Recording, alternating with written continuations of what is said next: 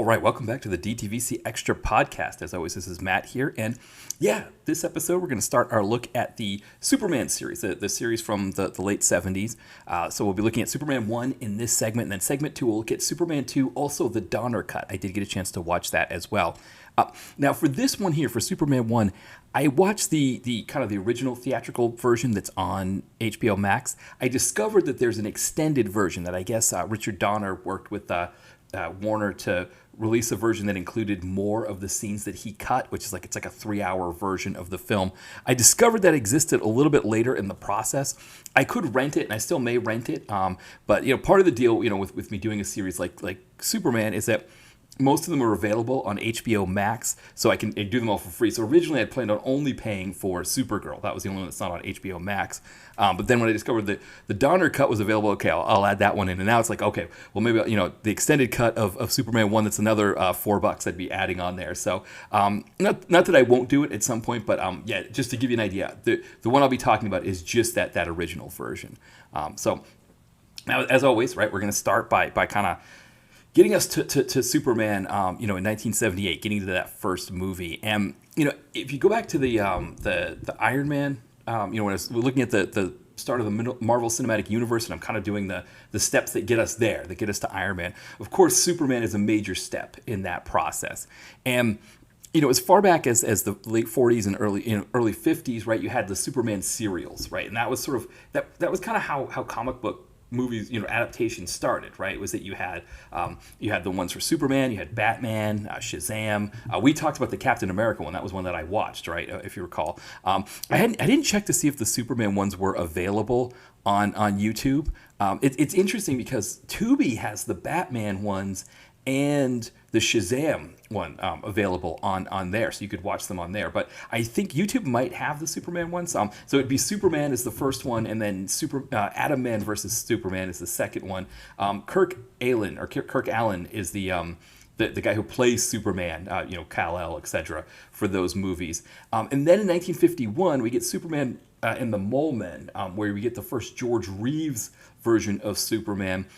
The movie was released theatrically. It's only 58 minutes long, and then I believe it was trimmed. It became a 2-part episode for the TV series, right? So you have the George Reeves TV series that happens in the 50s. So that's kind of that's I guess the first theatrical version of Superman that we get there is that version. That George Reeves version. It's essentially a backdoor pilot, or it's essentially used as a way, as like a weather balloon to see if a Superman TV series would be worth it. Now, that George Reeves series continues until Reeves passes away, right? So I guess he passes away in 59. The last season is 58. I think there was talk about continuing that series with Jimmy Olsen, sort of continuing it on, but I guess that'd probably feel like what those Barnaby Jones episodes with Jedediah, right? And at least to those, you still had some Barnaby Jones, but yeah, you can't do, I guess it would be like Sony's Spider-Verse without Spider-Man, right? You can't do the series, right, without Superman. So this, series ends, and then, I think one of the hallmarks of sort of the DC experience, right, is that you get these back and forth between Batman and Superman, right? So that Superman has his first appearance before Batman does. They're very different characters, right? Superman is like a god on Earth. Batman is a human, completely human with no special powers at all. Superman is more wholesome, right? He's more light, good. He's powered by the sun. Batman's out at night. He's darker. He's more willing to kill. Those kinds of things. But I think also, in terms of who's DC's number one, right? There tends to be a back and forth that happens there. And what we get here, actually what's interesting, is what we get here is that it's not just that it's Batman that sort of takes over in the 60s with the Batman TV show and then the movie adaptation that comes with it, but it's a lighter, campier version of The Dark Knight, right? So even though it is, he's the darker version DC hero, right? It's this lighter, campier version that's popular. And, it leads to a resurgence in popularity of comics overall. It kind of introduces a lot of younger people who were born in the 50s to comic books at that time. And it's a huge amount of popularity. And so, of course, at that time, Batman has sort of taken over from Superman, but Superman is still really popular as a character. And I think there's still a sense that something could be done with him. And that's when you get the Salkinds, right? Ilya and Alexander Salkind. In the early 70s, they go to DC about buying the rights to make a Superman movie, this is a part of the process that I wasn't as familiar with. I think I just always took for granted, because it's a Warner Brothers film and Warner Brothers has the rights to DC, that it was just an in-house production that they made. But no, the Salkinds bought the rights, similar to the way, later they sold the rights to Canon, right, to Golan Globus. But right, like kind of similar to the way that like different people would get the rights to some of these characters. How the Fantastic Four happened, and Captain America, those kind of things. Producers would just buy the rights to these characters, and Superman wasn't any different in that sense. I think it cost them more money to get the rights, but that's what happens. So in 73, they finally acquire the rights to Superman, and they have this idea of making this big Superman movie, and it kind of is in development over a period of years. And in that time, of course, we talked about in the Star Trek series, we talked about sort of this new blockbuster or new epic that we get, right, in 75 and 77, when we get Jaws and we get Star Wars. And actually, they have play a part in sort of how Superman comes about. And it's interesting because I think in my head, because Superman comes out in 78, I just naturally place them in line together, right? That it's Star Trek, it's Jaws, it's Star Wars, it's Superman, it's Star Trek, the motion picture in 79, and then, the Star Wars sequels. But actually, it doesn't quite work in that kind of linear way as I looked into it more. With Superman in development in 73, in 75, they were looking at possibly having Spielberg direct. And they wanted to see how Jaws did. And of course, Jaws did fantastic. But by the time they circled back to get him on the project, he was already committed to Close Encounters of the Third Kind. Lucas was another one they considered. He had committed to Star Wars, right? He was going to do Star Wars at this point, so he wasn't interested as well. There's a story that they talked to Sam Peckinpah about directing it, and he brought a gun to the meeting, and they were like, okay, that's not going to work. But eventually they land on Richard Donner, right, who has The Omen out at that time. He was looking to do The Omen 2, and they get him for the Superman film. So you have that piece of it, and then it's a matter of filling out the cast, right? So they get Brando for the father. They get for Superman's father. They get Hackman for Lex Luthor, and they were looking at possibly getting a name for Superman as well. And some of the names that come up, right? They're big names that you see.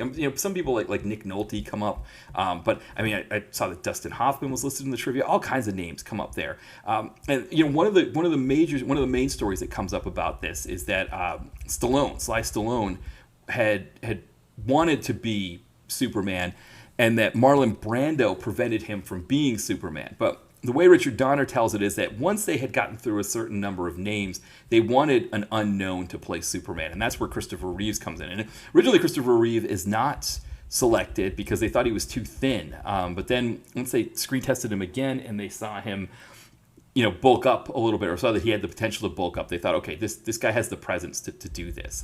So they've got the cast set. From a writer standpoint, they went to Mario Puzo, who wrote the novel of The Godfather, and so he kind of starts writing this. But it's kind of campy. It's also bigger. I think he had like 400 pages of script for the two movies, because they're going to shoot both movies at the same time. They'd made this decision that 1 and 2 they'd shoot them together and release them within a year of each other. And so when Donner gets on, he and Tom Mankiewicz start to kind of shave the script down, get it to be something a little bit more manageable, and they start shooting this film. And as they're shooting it, right, one of the things I've read about with the Salkinds is that they seem to owe money. They seem to owe people money all over the place. They kind of similar when you watch the Canon Films thing, where there's sort of this grift going on, where it's like, the next production is going to pay for the previous production, right? Because you owe money on the previous, that kind of thing. And the Salkinds, it seemed like with director Richard Lester, who ends up taking over when Donner is fired before part 2. He was owed money from like 2 movies that he did, like the Three Musketeers and Four Musketeers. And when he would sue them, they would like move to a different jurisdiction so they wouldn't be beholden to whatever jurisdiction he was suing them in. So a lot of stuff like that with the Salkinds. They were doing all kinds of fugazi stuff. But when Donner takes over, and he's doing the film with Jeffrey Unsworth, who was doing the cinematography, and the two of them start kind of working on this thing that it's not. There was original some more camp. I think Puzo had more camp in his original story. There's a scene where I think where Lex Luthor meets Telly Savalas, and Telly Savalas is like, "Hey, who loves you, babe?" or something like that. Like they had stuff like that written into it, and they kind of remove a little bit of the camp and go more like the David Lean epic, which, just talking about this, on the Star Trek one, how, those David Lean epics were kind of more what people were expecting in the theater, and Jaws, Star Wars, they're kind of still from that mold of the epic, but there's something smaller, less over the top, less grandiose. But it seemed like Donner was kind of working more in that vein. Some of the stuff that you see with the cinematography in this film is just absolutely fantastic. Like when they're shooting Smallville, they're shooting it, I think, in Alberta, but they use a lot of these sort of John Ford, like large, open spaces that just look beautiful. And sort of the treatment of the superhero element as something more grandiose and bigger, as opposed to campy and silly, which Batman had established that's what it was. But Batman wasn't the only one doing that, right? If you think about the Wonder Woman TV series, which was campy and kind of silly, and also kind of played on different like bondage themes and things like that. Lyle Wagner was somebody who was up for Superman, and of course we know him as Steve Trevor, right, from the Wonder Woman series. So this was trying to do something different with the comic book mold, and I think Donner achieves it, right? I think he does a really fantastic job. The problem is that the Salkinds are freaking out because he's over budget, which he didn't even know what the budget was. He's also shooting overtime. He didn't know what his time frame was supposed to be, what the schedule was supposed to be, and so there's friction there, and that's when they bring in Richard Lester to essentially to mediate between Salkind and Pierre Spengler, who was another person in the production who wasn't getting along with Donner. He wasn't talking to any of them. I think Donner said that had he bumped into Spengler at that time, he would have killed him. But the thing with Lester, right, is Lester's agreeing to do this to get paid the money he's owed on those Three Musketeer and Four Musketeer movies.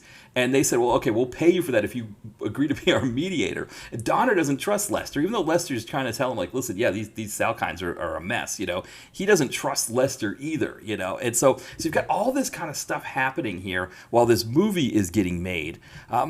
But, the movie does come out, right? It comes out in around Christmas time of 1978. And I think for my money, this is the best. It's one of the best, but for me, I feel like it's the best comic book movie ever. It feels like there's just nothing that, it's not, I don't know if it's my favorite comic book movie, but I think it's the best to ever do it. The only thing I don't like is the end, which I'll get into in a little bit. But again, all of those elements, those sort of the John Ford elements from Smallville, the kind of bigger David Lean elements in some of the more grandiose scenes. Just the sets. I love the set of the Fortress of Solitude. Lex Luthor's set is fantastic. The acting in it, I know Brando mailed it in, but Brando's mailing it in often is much better than a lot of actors. But Hackman also, I don't think he was as big a fan of playing this part, but he was great as Lex Luthor. One of the things I discovered is that his Lex Luthor is actually closer to the comic book. That he wasn't as big of a villain at that time, and he was kind of more of a silly kind of comedic villain. And so that Lex Luthor was playing that part. Now he did wear like a super villain outfit in the comic books, which I kind of remember that a little bit more. But because I remember the action figures. I don't know, was it Super Friends? Was that the action figure set? And I think that there was a Lex Luthor in like a big green suit with like a helmet and everything. So he didn't want to do any of that, and he didn't do any of that. You get Ned Beatty as his lackey, who's great. Margot Kidder, of course, is fantastic as Lois Lane. Glenn Ford, very small part, but really fantastic as Pa Kent. I think these are the things I think that sets the 2013 one up, maybe not for failure, but at least for like disappointment. Kevin Costner is just too Kevin Costner-y to do Pa Kent, especially to do Pa Kent the way that Glenn Ford has laid it down to do it. I think that you can make the case.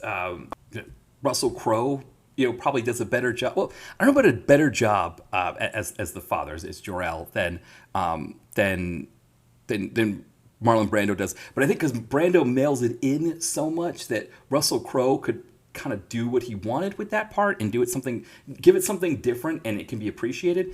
I think where, Glenn Ford, he's barely in the movie, right? He's barely in this first Superman movie, but does such a fantastic job. And again, Kevin Costner, I don't know if it was Kevin Costner's decision to make it where instead of dying of a heart attack the way Glenn Ford does in this movie, he dies like saving people in a tornado and not letting Superman rescue him. It's like almost like he's sacrificing himself to, it's so Kevin Costner-y, but it's hard to know if that was Kevin Costner's decision or if somebody else made the decision and he just was like, yeah, this is fantastic. I get to be so Kevin Costner-y here. But it doesn't work, to me, at least the way that Glenn Ford does. And of course, Christopher Reeve, right, is just a fantastic Superman. And, I remember hearing, it was sometime after, I think it was maybe around the time that Casino Royale was coming out, that Quentin Tarantino said that he went to the people that own the rights to James Bond and said, hey, I'd like to do Casino Royale. I'd like to make this movie. And they were like, well, we don't want you making any of our movies because you're going to create this standard that it's going to be difficult for us to match. And I think that's the problem with Superman here, is that the DC has, with this version of Superman, with this first Superman movie, they've created something that is just so iconic and so, just like, it's such a model for again, it's just, for me, it's the best superhero movie.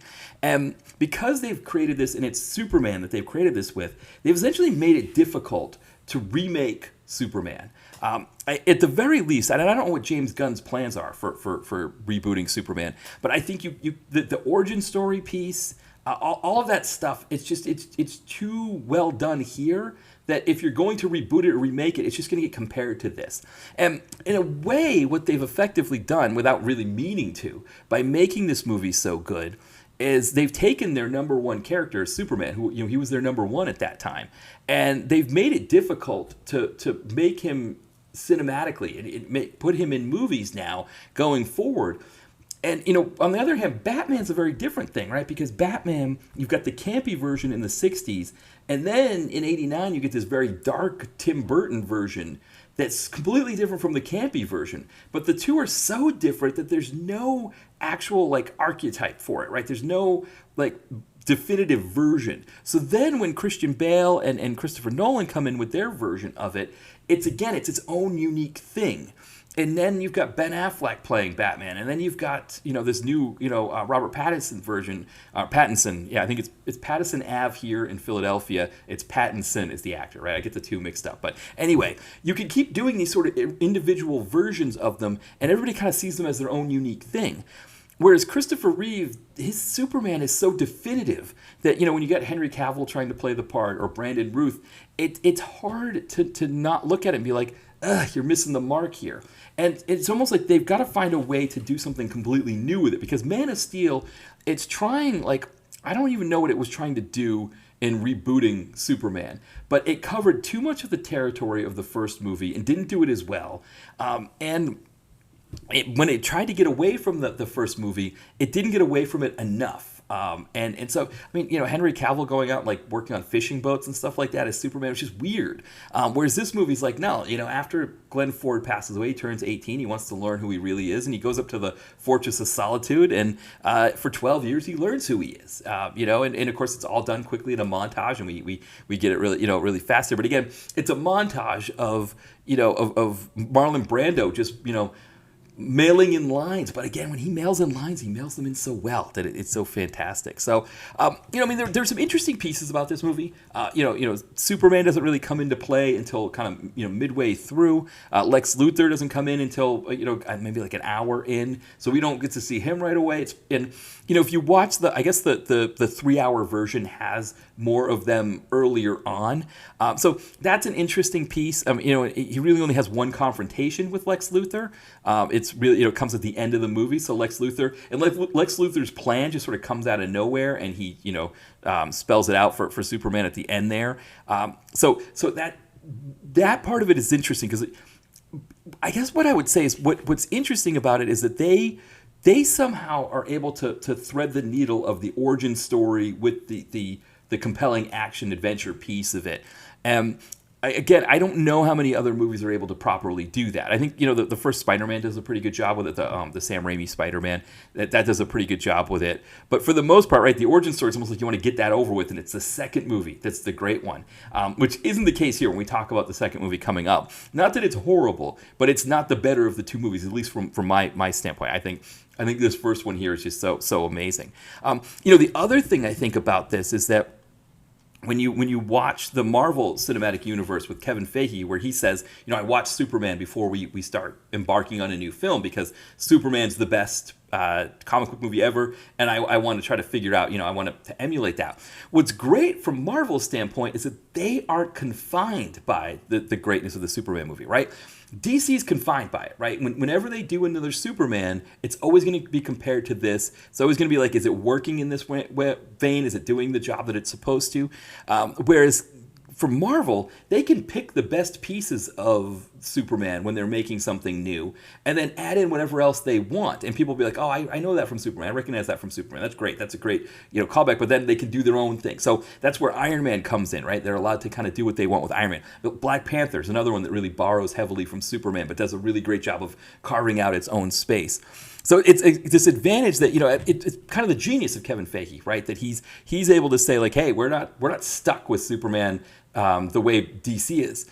We can kind of do what we want with it here, but he's still using it, right? He's still using it as his prototype for how he wants to make his other films. And I don't know where it goes from here. I don't know with DC. I mean, I'd be curious to see in 2025 what this new movie is going to be. But I don't have the best hope for it. I mean, the other thing, of course, is that when you think of others, because it's not like just the Man of Steel and Superman Returns, right? That try to do Superman again with different actors and different casts and all of that. You've got the TV shows, right? You've got Lois and Clark, which I think with Lois and Clark, I think what made that series, at least for me, was I thought Terry Hatcher was really great now, and I think Dean Cain is just Dean Cain, right? He's just going to be Dean Cain, right? And I don't know that he brings a lot to that role. He's definitely not Christopher Reeves, right? But he doesn't have to be because this is a TV show, so he doesn't have to be Christopher Reeve. He can just be himself. Smallville, right? Smallville goes on a different tack with Superman. I haven't seen the new Superman and Lois TV show. I haven't seen much of that. I know that's kind of been out there, but again, with the TV shows, you can explore things in a different way. When you're trying to create a big blockbuster movie, it's going to be compared to this right away. And I think the negative reviews for Man of Steel came with people just saying like, this is no Superman. So there's that piece of it. I mean, there's a lot of things that I was looking at with this that watching it with 2024 eyes is a little bit different than when I would have watched it as a kid. So I haven't seen this movie in probably like 35 years. I would say I probably watched this on TV in the late 80s. So I've never seen it in this context of like, not TVs, not commercial, not formatted to fit my TV set. I'm seeing it completely new on HBO Max. And I realized as I was watching, I was like, wow, I haven't seen it in that long. I was trying to think back if I'd seen it more recently. I'd seen part 3 more recently. My wife and I watched that one together because we were just both curious to see it. I think she had seen it in the theater. She said she saw 2 and 3 in the theater. Of course, I didn't see any of them in the theater. And so I remember when 4 came out in the theater, but I don't really remember 3 being in the theater as much. Kind of, but not really. But we watched that one together. But the other ones I hadn't seen in a while. And the thing about number 1 is that when I would have seen it in the 80s, right, 1978 wouldn't have been that far away from the 80s. So nothing about it looked dated, right? Like the outfits, they look like outfits that I was seeing people wear on the street at that time. The film quality, the stock, and the special effects and all that, all would have been stuff that I would have been used to seeing at that time. Now, of course, I'm watching the Superman movie after seeing all of these Marvel movies, all of the DC Extended Universe movies, all of the kind of modern special effects, it's Fast and the Furious movies, all of that kind of stuff. And I'm watching this, and I know we always talk about practical effects over CGI, right? Practical effects are the most important. And the thing about the practical effects here is that I feel like they created more stakes, more tension, more excitement, and my eye felt better equipped to handle the practical effects. Even if they're using miniatures for things, they were so well shot that for my brain, I didn't feel like I was watching computer stuff going on. I think it's one of the reasons why this new Man of Steel movie doesn't work, and I'll talk a little bit more about it because when we get into part 2, right, we'll be talking about General Zod and that crew coming to fight Superman and all of that, and so those big battles that happen in part 2 that we don't really get in part 1, right? There's no real battles, there's no fights in part 1. He confronts Lex Luthor. Lex Luthor puts the kryptonite on him, and he's kind of drowning, and then he gets Miss Tessemacher saves him because she doesn't want her mom, who lives in Hackensack, to die, and so he gets out, and then he goes to the San Andreas Fault and kind of repairs things and starts saving the day with the Golden Gate Bridge, things like that. Which again, it's all done in practical effects. I think all of it would be rendered in computers now, right? It would all be done with computers, and when it's with computers, there's almost like a sense of like disposableness with it, if that makes sense. I guess it's like getting your clothes at the Gap versus I don't know, LL Bean or something, some place that has like more substantial, or maybe not the Gap, like maybe like H&M, right? H&M, right? H&M is very disposable with their clothing, right? And if you go to kind of a more substantial place, like again, like LL Bean, I think of off the top of my head, because you get like really good hiking, stuff there, nice flannel shirts and everything. It costs more, right? A flannel shirt at LL Bean is going to cost a lot more than H&M, but it's also going to be more substantial. And I kind of feel like that's what it is. That like when I was watching Man of Steel and people are, Superman and Zod are like throwing each other around and punching each other around, it just feels too over the top. It's almost like what Ryan Reynolds said about making this new Deadpool and Wolverine movie, where he said that he wanted Disney to put them on a budget because he felt like the tight budgets that Fox gave them made them more creative and made them had to, solve problems in a different way instead of just throwing money at it. And he felt like it made for better movies that way. I think it's kind of the same thing with CGI. Like if you can just render it in CGI, like what does it matter? So then it's like, okay, well, if I'm in a Marvel movie or an Avengers movie, I can just level all of New York City, just have buildings just crumbling all over the place. The Hulk is smashing buildings down, and Iron Man and Thor are smashing buildings all over the place, right? Because what does it matter, right? It's just all rendered in CGI, and it could just be dismantled and destroyed and all of that. Whereas with the Superman movies, you've got to create these models, right? The time has to go into, creating these models and then destroying them. And when you destroy them, that's it. You can't just, you can't do it again. You can't shoot it. You've destroyed that thing. And so there's more thought that goes into it, more approaches. It just looks better. I think it just worked better for me. And so that's one piece, right, that the modern comic book movie is never going to be able to compete with, right? The modern comic book movie has to do things with CGI because the budgets would just be out of control. They're already out of control as it is, right? These budgets are already massive as it is, and now if you're saying we're going to do everything with practical effects, like we can't, but on the other hand too, if you had to use practical effects, maybe you don't level every single skyscraper in New York City in Avengers, or what was the I'm trying to think of, like, there was the one where they were in South Africa. Was it Age of Ultron or one of those where they're just destroying places? I mean, it's like their own disaster movie. I know you listen to Will from Exploding Helicopter when he does episodes on different disasters. A lot of exploding helicopters and disaster movies. Like maybe like comic books have to be their own disaster movie. And granted, things get destroyed in the Superman movies, but it's not the same kind of gratuitousness that you get with the CGI stuff. And I think that's an important piece of this as well, for sure. Because again, you think of the Batman movies, they're using a lot of practical effects as well, because CGI wasn't, as extreme at that point. And I guess, yeah, when you look at like Spider-Man, it makes for when you start to get the CGI stuff, right? You can still make a compelling movie with the CGI stuff, but there's maybe like a ceiling to it, right? That like Superman is above that ceiling because of the way that the film is made.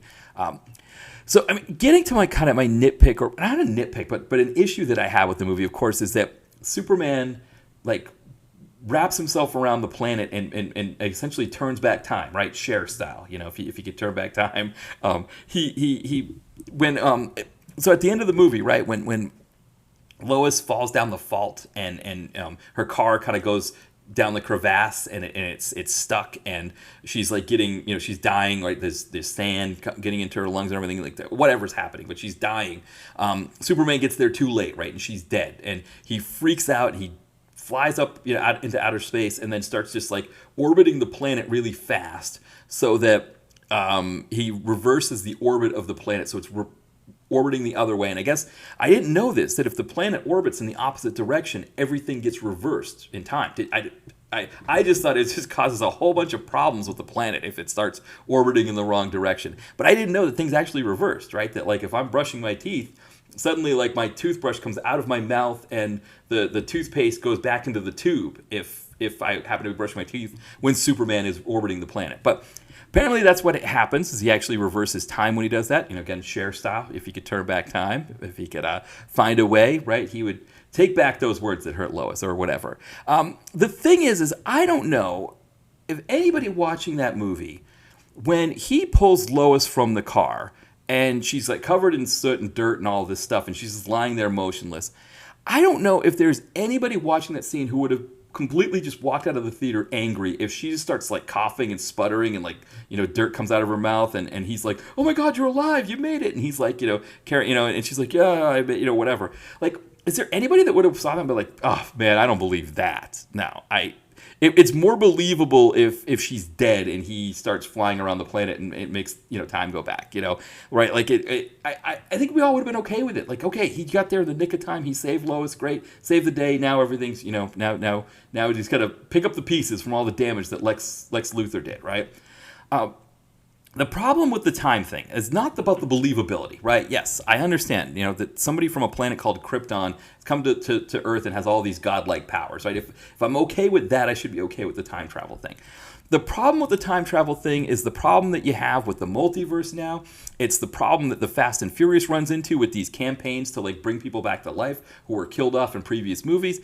The stakes are out when you can do that, right? Nobody ever really dies in a Superman movie if Superman can just fly around the planet and reverse time. And I think that's a huge issue. You always want a movie to have stakes of some sort. And even if the fact is that Superman gets there just in the nick of time and saves Lois, and that's what happens, and she coughs out some dust and soot and whatever, and she's okay, and he gets her to the hospital, and she recovers. Even if that's what it is, at least there are some stakes there that he had to get there in time to get her, that he had to race there. And granted, yes, that Superman can go as fast as, when he's zipping around the planet, he's roughly going at the speed of the speed of light, right? If you kind of calculate like I saw somebody online did so. If you calculate the circumference of the Earth and how many times he wraps around it in however much time, he's going roughly the speed of light. So yes, if he can go that fast, he can get there and save somebody and bring somebody else back, whatever. But I just think that the time travel thing, the multiverse thing, just saying that somebody really didn't die, like they do in Fast and Furious, I think it eliminates stakes. And I think that was the one problem that I had with this movie, is doing that, eliminated the stakes of what Superman was trying to do. Now, I read in some of the trivia about this movie and the second movie, and of course the Donner cut, is that actually they were going to do the reverse time thing in the second ending. That was going to be the ending of the second film. Now, I don't know what the ending was supposed to look like for this one if he didn't do the go back in time piece. And maybe that was what it was. Maybe that Lois doesn't die. She just kind of coughs and sputters, and he brings her to the hospital, and she recovers, and she's okay. Maybe that was the original plan there, and they just for whatever reason they decided the turn back time thing was there. Because when you watch the Donner cut, right, they do the turn back time thing again, and so it's like I mean, at that time in the late 80s, for me growing up in the 80s, I mean, Cher, that was always great to see that if you could turn back time video. They only played it late at night. So I would be okay with seeing that video multiple times. That was great. That song is nice to hear. But I think as a device in a movie, using it more than once, using it once at all, I think is enough, is too much. But the fact that it's kind of used twice, because I think what happens with the Donner cut, I think they were going to shoot a different ending, and they didn't get to because he was fired. So then with the Donner cut, they just used the same ending device both times. But the thing is like once you can do that, once you can always do it. Just like with the multiverse, you can always go back to the other place in the multiverse and say, well, and to be frank, to kind of look at it like, from Kevin Feige, using Superman as his prototype for all of his movies, that's what happens, right, with the Avengers, with the Infinity War movies, right, is that he just, everybody goes back in time and steals the Infinity Gems from before when Thanos got them and bring them to the present, and so it's kind of, again, it's the time travel thing. It's a device that essentially it can eliminate stakes from things, right? And I think that's an issue. And that's my one big issue with this movie. But overall, this for me, again, I don't know if it's my favorite comic book movie. I don't know, and I don't even know how you compare it to other comic book movies. Like, how do I compare this to Deadpool and Wolverine? Right? Again, just like I was talking about with Deadpool and Wolverine, not being able to compare it to Black Panther. I don't know how you compare this to that. They're two different things. But I think what Richard Donner does with Superman is he shows us what's capable, what the comic book medium is capable of, right? That it's not just this sort of this campy thing, this sort of silly thing. And I think when you get into 1989 with Tim Burton making Batman, right, he's again showing us what the comic book medium is capable of, and he's showing it from a completely different end of the spectrum from what Richard Donner does. But what Richard Donner does here with Christopher Reeve, with Gene Hackman, Margot Kidder, I don't say Ronald Brando, I don't know if we want to say he also shows us what the medium is capable of. I mean, he had these absurd ideas. Like, I mean, obviously the big joke is that he said he wanted Jor-El to be a glowing green bagel, right, or glowing green refrigerator or whatever it was that he said he wanted them to be. But he had all these other crazy ideas that, like, they wouldn't speak in English, right? That they would speak in like radio waves or something like that, like all kinds of stuff like that. And it just, but. By the same token, he was the one who came up with the idea that the L family crest is the Superman logo. That's and so when he gives it to Superman, he's giving it to him as part of their family legacy. That was something that was new at that time. That hadn't been used. I think the S was supposed to represent super for Superman, or it was supposed to represent his name as Superman or his character, and it wasn't some sort of relic from Krypton as part of his family there. That was Brando's idea. So it wasn't like he came up with bad ideas, but there's other stuff in there. Like they were supposed to start shooting in Rome, right? At Cinecittà. I don't know exactly how to say it, but they were supposed to film there and they couldn't because he was going to face prosecution for Last Tango in Paris, right? There's obscenity charges in Rome, so they couldn't shoot there. And then I think also too, when it came to directors, I think they had a director in mind to shoot in England, and he couldn't shoot there because he'd moved to America. I think he owed tax money or something like that. Also, Christopher Lee, right? He was supposed to be Zod, and he couldn't because he'd moved to America to avoid paying taxes in England. He couldn't just go back to England, So like even where they were shooting the movie had ramifications on how this film came out. But we get, again, despite like some of the issues that were that plagued the production, we get probably the best comic book movie ever. It comes out in 1978. We've had, dozens of comic book movies since. And we've had some really great comic book movies since. But I don't know that any of them have quite touched this one, have quite done what this one has done. It's a legitimately good movie. And I think it belongs with, Star Wars, the first Star Wars film. It belongs with Jaws as sort of those late 70s new, like, blockbusters, new epic kind of thing. And so I think in that sense, even with the ending that I don't like, it's that I think it definitely belongs there. It's that good of a movie.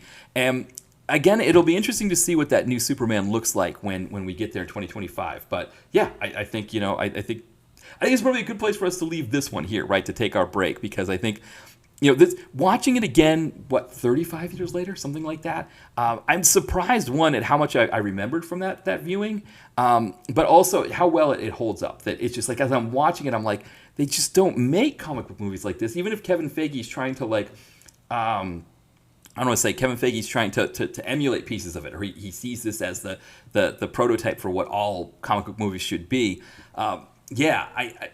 It's fantastic. I don't know. Yeah. So I think for anybody, if you haven't seen this one in a while, and you've got HBO Max, it's worth checking out. It's worth watching it again, because I think you definitely be impressed in thinking, you've got your mind what comic book movies are now based on all the films that have come out. I think this is worth another watch, and I think it definitely showed me it was good for me to do this exercise here, because once I got stuck in on the Superman movie, I really enjoyed it. So, all right, yeah, why don't we take a quick break here, and when we come back, we'll look at Superman 2 and also Superman 2: The Donner Cut. All right, we are back, and we're gonna start getting stuck in here on Superman 2. So. I remember Superman 2. I think I probably saw 1 and 2 together. If I remember right, I think that's how it worked growing up, in the late 80s. that they would show them together on the same night. A lot of times around Christmas, I think. Same thing with Star Wars. They would show like all 3 Star Wars movies. I don't know if they would show them back to back though. It might be like over different nights. I feel like Superman might have been the same thing. That was, again, probably the last time I saw Superman 2. I remembered it a little bit better than Superman 1. Probably because it would have been fresher in my mind. There are a few things about Superman 1 that I didn't remember. I don't remember like Zod, Terrence Stamp, that crew being in Superman 1, but they were. And then of course when Superman 2 comes out, they kind of refresh our memory on that situation. Of course, I didn't know the situation with Donner, all of that. I would have been really too young to know any of that. So in my mind, I thought this was just a natural continuation of Superman here. And then of course you find out in the mid 2000s that no, Donner has his own cut. They found enough of his footage, and then they shot some more footage. They did a few different things, like they added new footage. I think they had the work prints, all kinds of stuff that they mixed together to make the Donner cut. But they released the Donner cut when they brought out Superman Returns in 2006. So it's almost like one of those things where Warner got the rights to everything there. And again, one of the interesting things, Warner had the rights in terms of distribution for the first Superman movie and for all the Superman films, I guess, except for the one Canon production, right? So they were distributing the movies, but it wasn't the same as it is now, where it's like under like the Warner Studios kind of thing, right? The Salkinds were making these ones on their own. They were producing them on their own, and just kind of hoping, right, that they turned a profit, which they did. They're successful. I mean, these were the most successful. So I think the first Superman movie is the most successful Warner release since Giant, which is crazy, right? I didn't realize Giant was such a big product, that it made that much money. It's a great movie. I really enjoyed it, but I don't remember it making that much money, but it did apparently. And then Superman is like turns in the most money until Batman comes out, right, in '89, and that one surpasses Superman. So these movies were making good money, and the second one does do a solid amount of business as well. It does really well. I think it was like the #1 movie for '81. But because it was released in 1980, it's like a kind of an odd way. I guess it's sort of like an odd quirk that it wasn't a film that was released in '81, so it doesn't rank in the top 10 films of '81. But it did, it came out in like late 1980, and so because of that, yeah, I guess, I don't know. But anyway, so it does well enough. But as we talked about in the previous segment, there's these issues that are going on between Donner and the Salkinds, right? And Richard Lester is brought in to try to mediate these issues. And I guess what happens is that at a certain point with Superman, because the original plan was to film 1 and 2 together. And as they're doing that, sort of filming 1 and 2 together, Donner gets about 75% of Superman 2 completed. And then the Salkinds are like, why don't we stop making Superman 2 and let's just focus on getting Superman 1 in the can so we can get that out there. Which they do, right? They get that one out there. But then there's delays, right, in making Superman 2. And those delays lead to a lot of issues.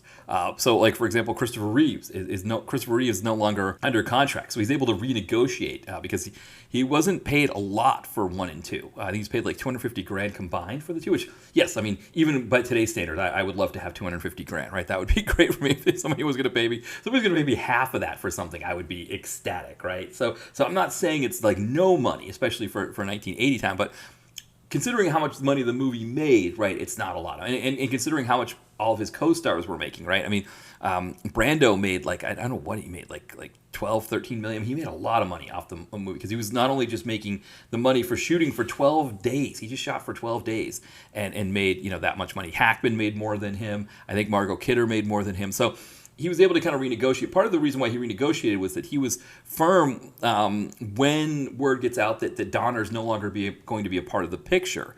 And when that happens, I guess when they start to kind of regroup and start wanting to shoot Superman 2 again, I guess what happened was that, I don't want to say, like, I guess when they start shooting Superman 2, first they go back to Donner and say, okay, do you want to kind of pick back up and finish this off? And he's like, I'm not doing it if Pierre Spengler's involved, right? Which again is the guy that he was going to kill. And the Salkinds are like, well, no, he's our buddy. So if you don't want to do it because he's not involved, then we'll end the relationship here. I guess they use the term fired. I don't know how much it's fired and how much it's just that the partnership just dissolved because of that. So Richard Lester takes over. but there's rules in terms of the Screen Directors Guild in terms of who gets credit for a movie.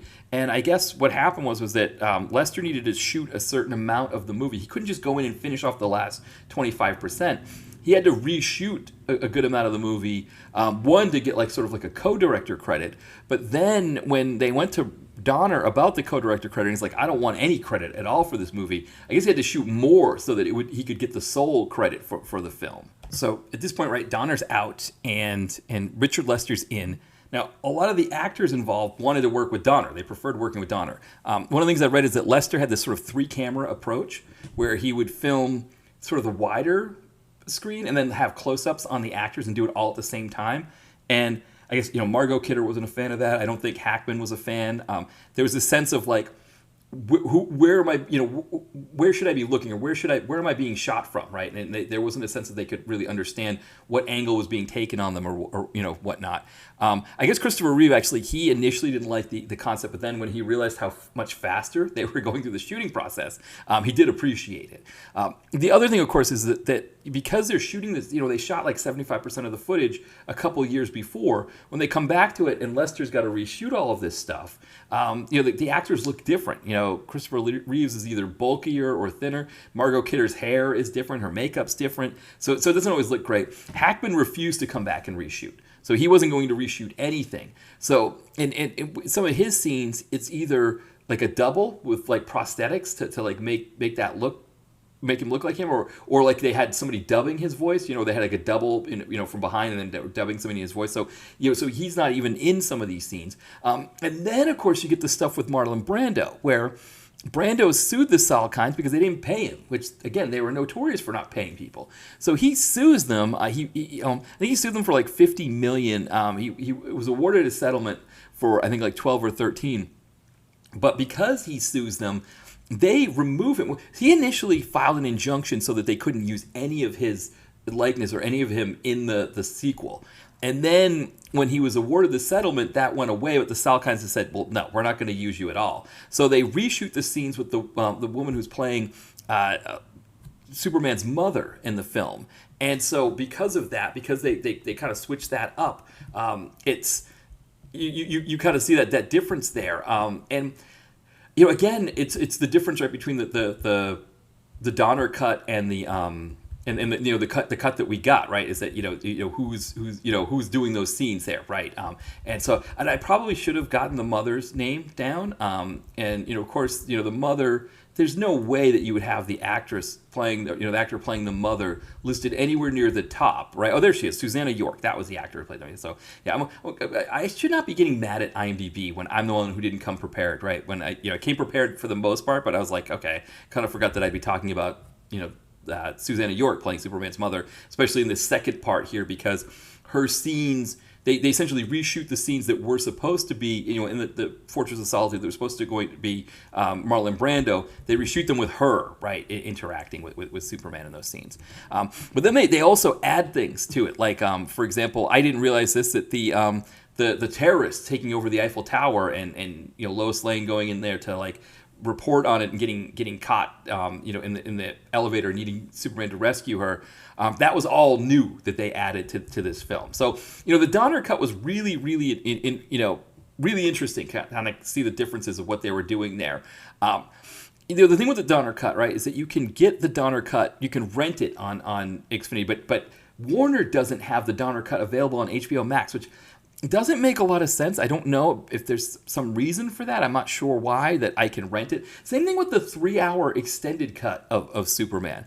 And I don't know if maybe there's like a way to unlock it on the system. Like maybe there's like different versions if I click on it. But I don't understand, because with Star Trek, when they had Star Trek on there, and I guess because they didn't have a choice with Star Trek, right? It's not their property. They were borrowing it from Paramount. So I guess it's the one that Paramount gave them, and Paramount gave them the director's cut of, like, for example, the first film. But yeah, it's weird that they don't have those other versions available, that they just have the standard versions, and then you've got to go and rent them, because you can still rent them. And when you're renting them on Xfinity, for example, you're renting them from Warner Brothers, right? Warner Brothers is the one that's housing them or whatever. So they're still Warner Brothers property. I don't know. It doesn't make any sense. But anyway, you can get the if you don't own the DVDs, you can get the Donner cut by renting it. That's how I was able to get it. It's the first time I'd seen it. I knew it existed for a while, but my first time seeing it.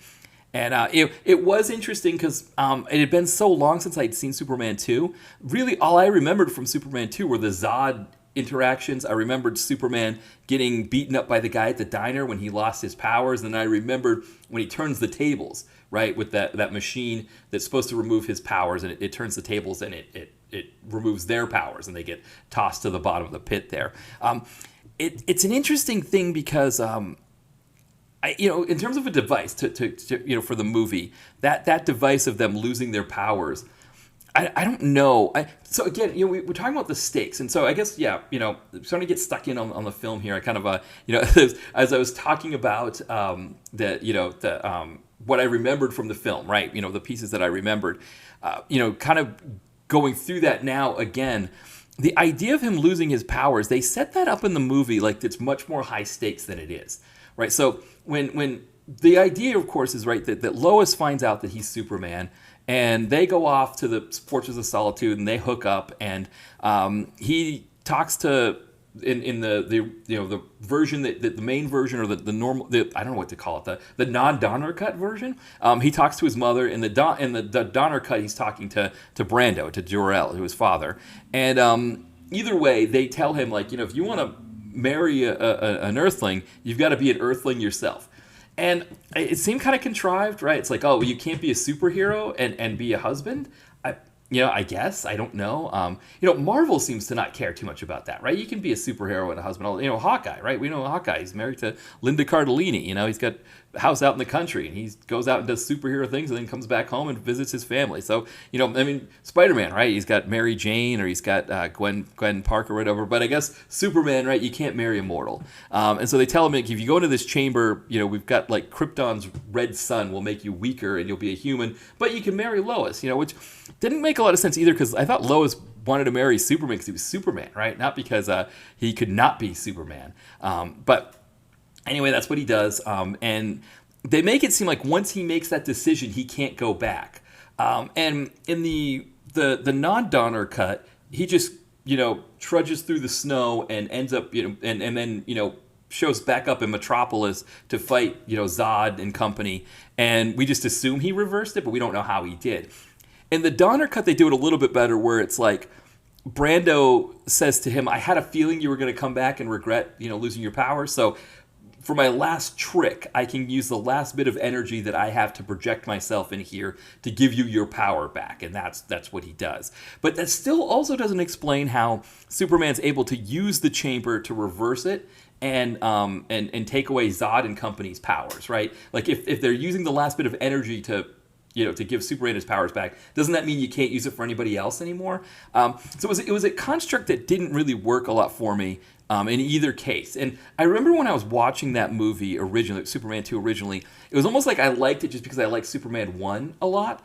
But that construct didn't really fit for me. That Superman gives up his powers, and then also that he uses the ability to lose his powers to defeat Zod and company. I don't know. It didn't necessarily work for me. It felt kind of convenient the way it happens at the end. Yes, Superman tricks everybody, and he tricks Lex Luthor and all of that. One of the things I didn't understand either is, okay, so you're Lex Luthor, and you have all of this understanding of kryptonite from the first movie. You know what it does to people from Krypton.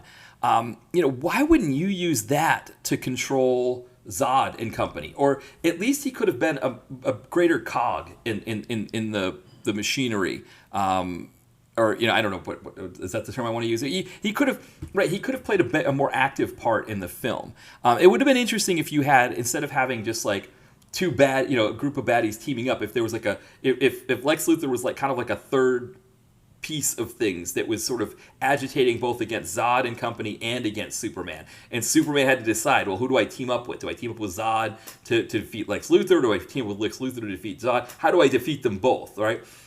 It would have been more interesting that way if they'd done that. But that piece of it, I think that from the story standpoint, I think the movie suffers because of all these reshoots and these repiecing things together.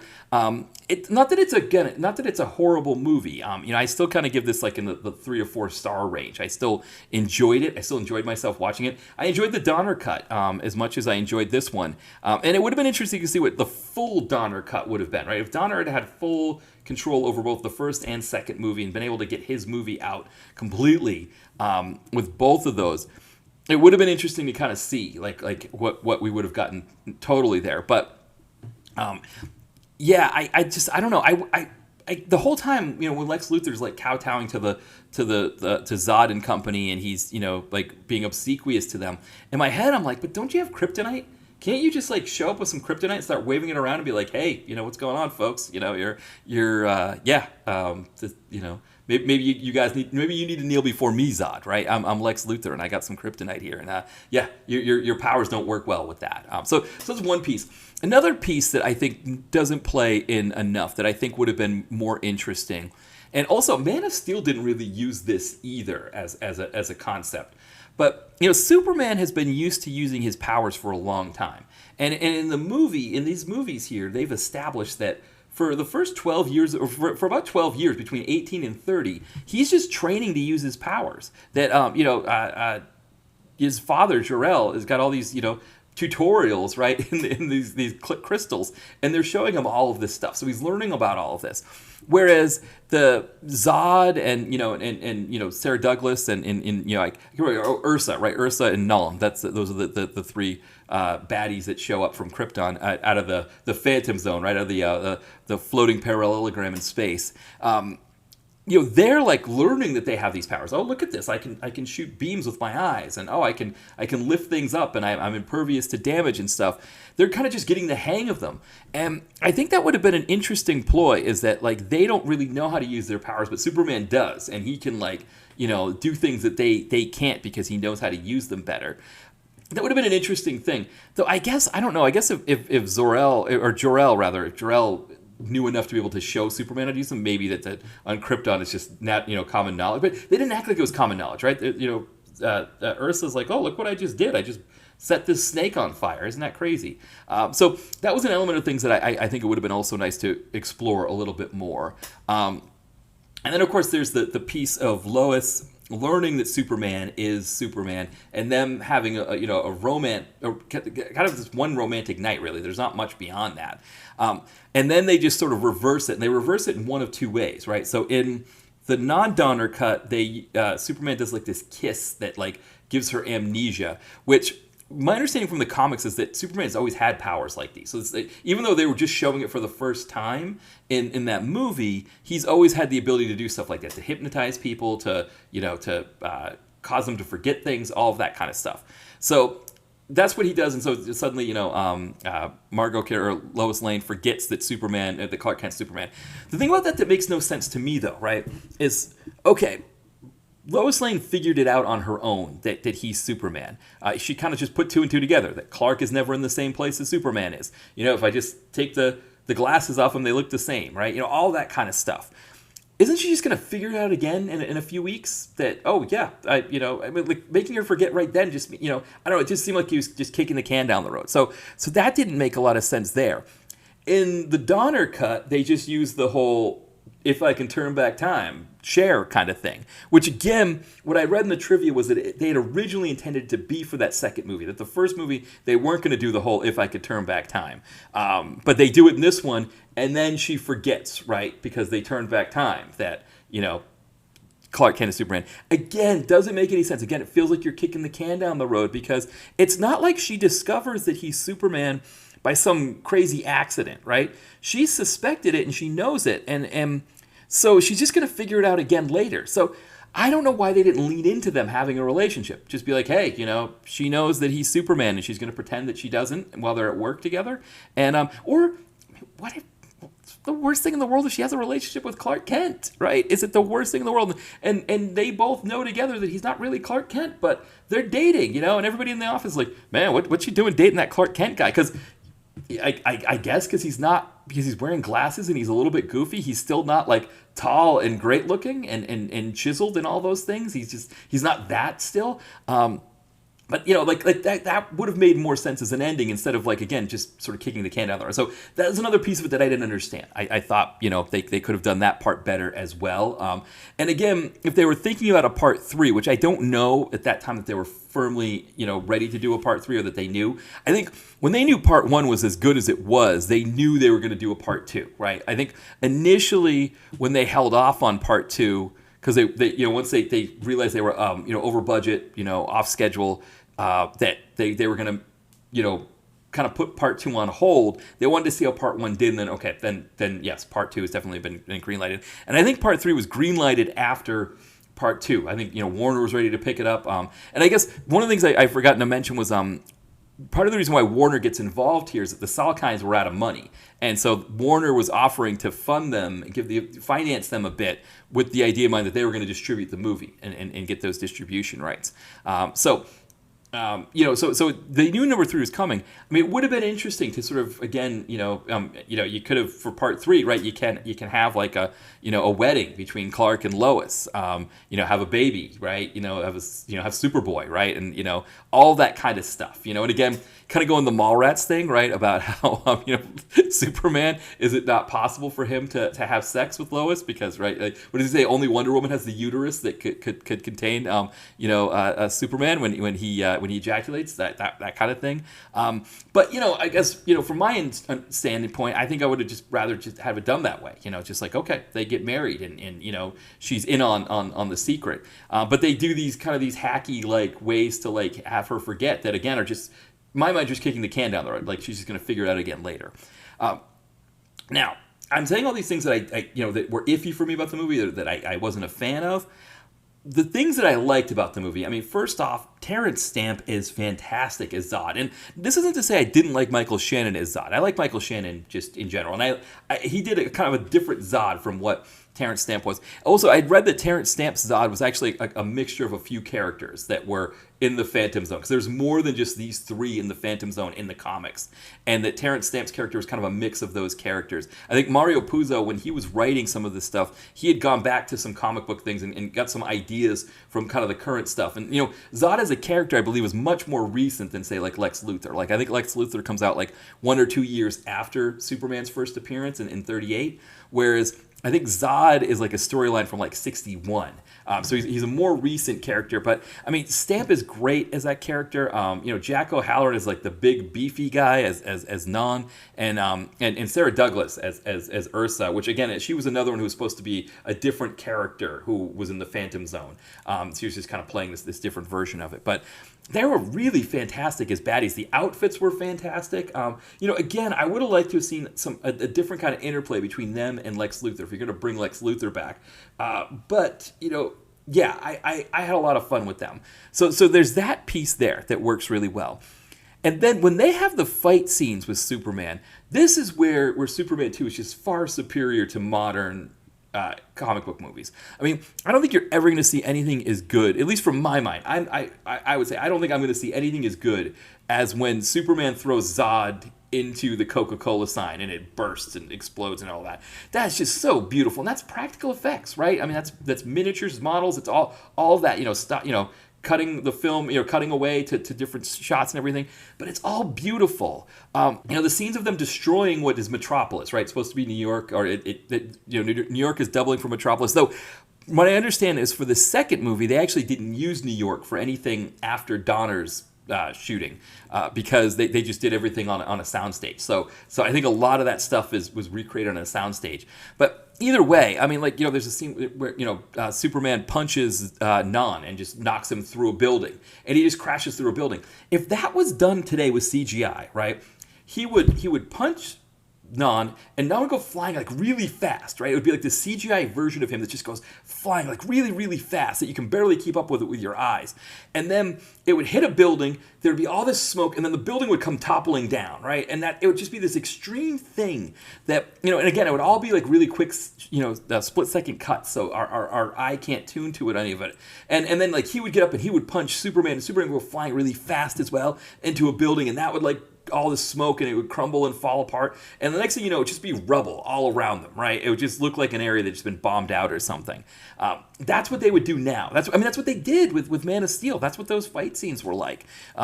These fight scenes between Superman and Zod and Non and Ursa were much more fun. And it was a payoff that you were looking for, right? Because we don't get anything like this in the first movie. There's nobody who can challenge Superman into a fight like this. So we know we're getting this fight between the three of them and Superman. And the way that pays off, which is so fantastic. And I really, really appreciated that. Again, I think they could have played more into the fact that, yes, there's 3-on-1 and there's three of them with powers versus his one. But it would have been interesting, again, with the fact that Superman is more of a master of his powers than the three of them are. And it evens the odds a bit, right, with the fight. And so then maybe, right, to even the odds, Luthor comes in with his kryptonite as the way to even the odds. That would have been a kind of a more, it would have been more interesting that way, right? And so then it's like, of course, like, Zod, they've got to worry about the fact that Luthor's got kryptonite if he's using it on Superman, to, all that kind of stuff. It could have been, they could have done some more interesting stuff with it. And but again, I don't think this, again, I don't know how to rank comic book movies. I don't know how to put them all, where I would put them. But this movie here, I mean, again, as a sequel for a comic book movie, I haven't seen Guardians of the Galaxy 2 yet, but I think for the most part, right, for sequels, I mean, for me, Batman Returns is the best. That's one of my favorite sequels, period, for any movies. This isn't bad. This isn't horrible. I think, it suffers a little bit from the fact that it's got this sort of disjointed production history, that it's made in these separate times with different directors and reshoots and piecing together stories and all of that kind of stuff. So it suffers a little bit from that. And again, from the story standpoint, I think that the device of him losing his powers, I like the idea of it, right? This idea of him offering to give up his powers and be mortal and then take his powers back. But again, it's one of those low stakes issues, right? I mean, what are the real stakes involved if he gives up his powers? He gets his ass kicked at a diner by this, truck driver guy, right? He just, beats him up or whatever. Then he walks through the Arctic because, hey, he's a human. And apparently if you're a human, you can just walk through the Arctic. I don't know. I grew up in Maine. And I grew up in the very southern tip of Maine, but I went to school at the University of Maine. So I was a little bit further north. And that's way south of the North Pole, right? I think the coldest that it's going to get is like, maybe 6 or 7 degrees below zero, Fahrenheit. I don't know what that is in Celsius for international listeners, but it's below freezing, right? It's well below freezing. It's it's very cold. I'm not just walking around in that, right? And especially not with like his coat. His coat's like a little bit better than a members only jacket, and he's the coat's like a little bit better than a members only jacket, and like he's got no gloves on, no hat, and he's just like trudging through the snow in this to the Arctic, to the North Pole, and he just gets there. It's like, oh, okay, I'm gonna get my powers back now, and it's all like there's no stakes with any of it. You just oh, okay, well, I'm gonna lose my powers, get the crap beat out of me, go back and get my powers back, and that's fine. And I think that I wish that was done a little bit better. But I say too, like I would have liked Lex Luthor to be a bigger factor. Maybe he couldn't have been a bigger factor because again, Gene Hackman refused to do the reshoots, right? So he wasn't coming back for any of that. So that probably impacts some of the film a little bit. So that's some of the stuff that happens there. Now, a few kind of dream kind of things, I guess, or I don't know. I guess because this is the Salkinds, right? And even though Warner has the distribution rights, they're still getting this kind of separately from DC. Wonder Woman was still on at that time. I mean, it ends in 79, right? And so it lasted through 79, but it was on the air in 78, right, when the first movie comes out. And so I don't know. I'm trying to think from a company standpoint who owned that. If talking about like because right, like I have this idea. So no, it looks like Warner Brothers Television was one of the companies that was involved. So there's at least some overlap there, right? And I guess there's maybe some other Bruce Lansbury and Douglas S. Kramer. I don't know who they are necessarily, but if maybe they had a part in like. They're like kind of Salkinds, like, right? They have their own ownership of Wonder Woman. I don't know exactly. I think you know where I'm going with this, right? Wonder Woman is really popular at this time. I say really popular. The show was only on for like another year. It actually was done by the time Superman 2 comes out. But it would have been really cool to see her in this movie. Imagine what that would have been like, right? And again, we're still establishing Superman, so I don't know if Wonder Woman shows up and helps him fight Zod and company. It would have evened the odds a little bit, right? It would have been kind of cool to see that.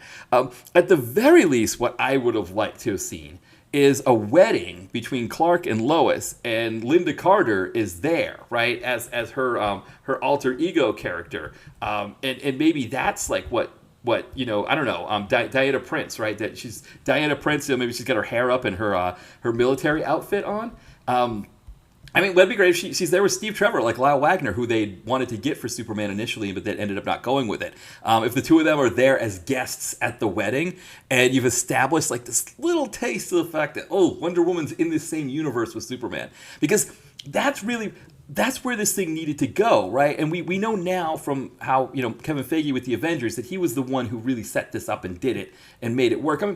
Later, maybe like 5 or 6 years later, we get some of this with the Hulk TV movies, right? We get the one with Thor, we get the one with Daredevil, but you had Wonder Woman there, right? She was doing her thing, and Linda Carter. Because one of the things I think about Linda Carter is that she is as much the definitive Wonder Woman as Christopher Reeve is the definitive Superman, and I think to have the two of them together in a movie like that, it was what we needed. It's really what this needed to be. But again, at that time, everything was so siloed, right? There wasn't this concept that if I'm making a Superman movie and then there's this Wonder Woman thing going on here, what if we put the two together, right? There isn't that idea of that. I don't know. It would have been nice. It would have been nice if just imagine, right? Like, oh my God. Okay. All right. Here we go. I'm getting really geeky here, but right. Zod is, Terrence Stamp, right? He's on the TV telling the whole world, kneel before Zod, and Diana Prince is like in the office, right, with Steve Trevor, and she sees this thing on the news, and Trevor's like, God, what are we gonna do? I don't want to answer to this Zod guy or something like that. And she's like, I don't know. I got to go home. I got to feed my cat or something, right?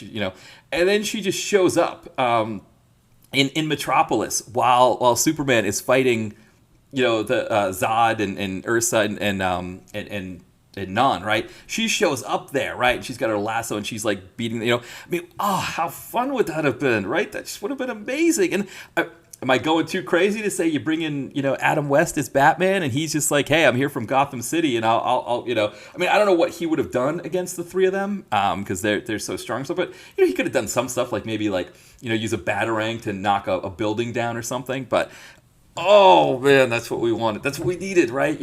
And it's a shame because it's too late now, right? Christopher Reeves, unfortunately, is no longer with us.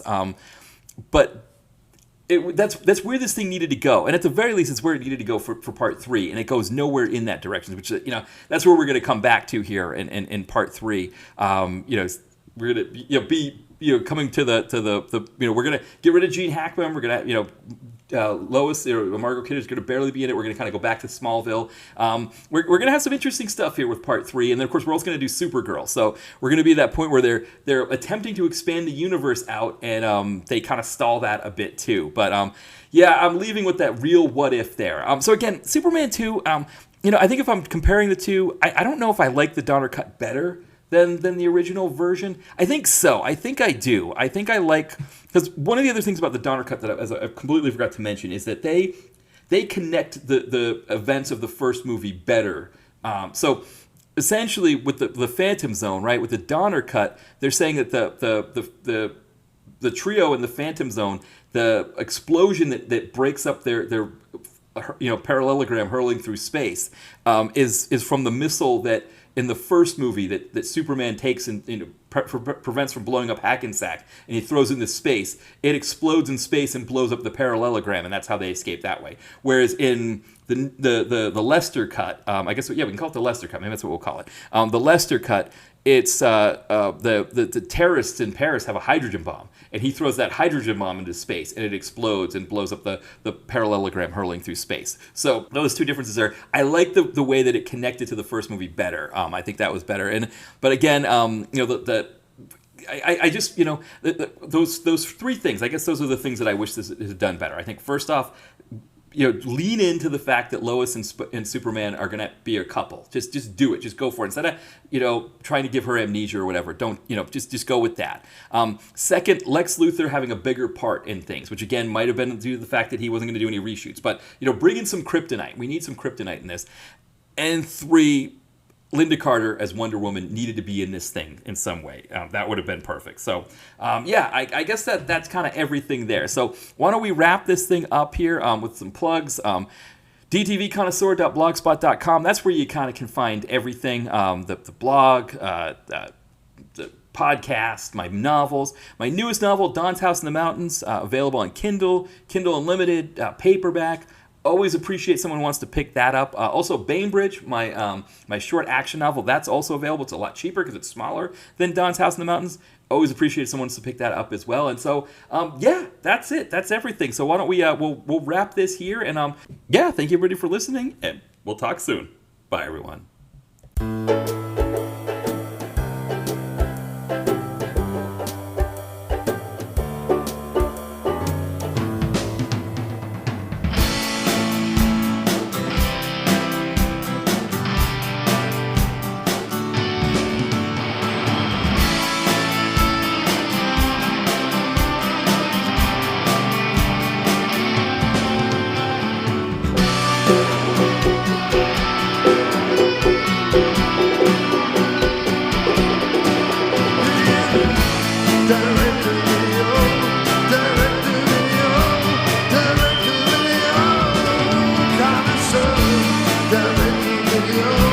Direct